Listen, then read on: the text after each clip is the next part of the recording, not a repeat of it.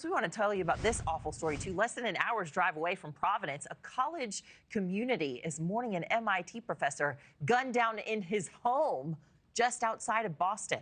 Police are searching for the person who killed Nuno Loureiro, who was the director of MIT's Plasma Science and Fusion Center. Investigators say he was attacked in his home Monday night and died Tuesday morning. No one is in custody right now, and the FBI says it hasn't found a connection to the shooting that happened at Brown University. So no connection, they believe, there. All right, joining us now to talk more and unpack all this, Jonathan Gilliam, former FBI special agent and Navy SEAL. Jonathan, always great to see you. Let's first chew on the Brown University story. Looking at this new video, what does the shooter's movement and apparent familiarity with the campus there suggest to you? Well, it tells me, first of all, first and foremost, I believe that the National Police Associations across this country need to come up with a standardized way they brief the public, because this nonsense that they're doing reflects New Orleans last year or on New Year's. They're confusing. They do not fill the public with confidence, and they really don't know how to use the public to get the clues that they need to solve this puzzle. So that, with that being said, I believe that there's been so much focus on cameras or keypads or key cards that people have stopped looking at the evidence that we have, the totality of what we have.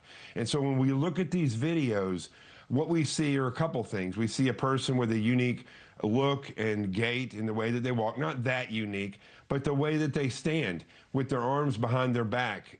Most people do not stand like that when they're waiting and just looking around, like this right here that you're seeing. Secondly, what is that individual looking at that point? Is he waiting on somebody to get in that building? Because it was a Saturday in a school, which is not a typical soft target. It wasn't a food court where it was packed, and it wasn't a special event. Right. So who is it that has knowledge about the people or that place? That is going to be a very limited number also, because it was an engineering building. So in that meeting that was going on, but that individual, from what I can tell, was calm and was making their way to that specific place. So who would have known that they were in there, and who knows the people that are there? Right. That is, I think, the key that we need to start focusing on. So if people know them, then they need to start thinking about who could have done this that knows them. I think it's really difficult for any of us to get in the mind of a madman, but if he wanted to cause the most carnage, he would have probably not chosen a Saturday to do this in this particular building. It would have been, you know, a time when in the quad or something, when there are all sorts of kids around, like you said. Brown University's president is staying defiant over security lapses. She's been criticized about that. Here's what she had to say. Listen. We understand that as time goes on, there is maybe a natural instinct to assign responsibility for a tragic event like this. Anxiety and fear is very natural, but the shooter is responsible. Right. I mean, we always look for somebody to blame in these things. You know, they're so prevalent. It's not like this is a one-off here. We're reporting on violence at schools, gun violence at schools, almost on a weekly basis, it seems like. So she says the school bears no responsibility at all. Where does the accountability typically fall when security protocols fail, leadership, law enforcement, or lazy culture to check up on these things? Well, I wrote a book about this called Sheep Know More: The Art of Awareness and Attack Survival. And it looks at things from the attacker's point of view.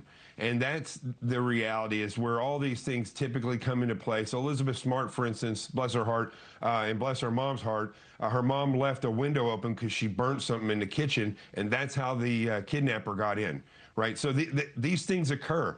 And I don't think right now at this point, because the press is asking questions, that they're placing blame. They're wanting to know how he got in there and why we don't have video footage of it. That's what they're trying to find out.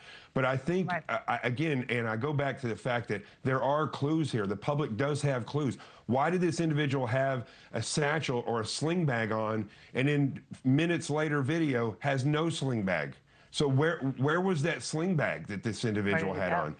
Yeah, and do they know somebody who's typical of wearing a sling bag? So I believe this person is known. I believe this person by somebody. I believe they are familiar with that school and with that particular building and group, whether it was they had a vendetta against somebody in there or against the group. We don't even know, Anna, at this point, what the meeting was that was going on in there. Was it a class? Was it a special group? We don't know that, and we need to know those things so people can help the police in finding it. And this one other thing, this whole thing about how the excuse that they gave last night about how they go quadrant to quadrant to look for cameras, it's not that big of a community. They could have gone house to house in at least in 3 hours. Thank you for watching. Subscribe below and download our NewsNation app right now on your phone, and you will get fact-based, unbiased news for all Americans.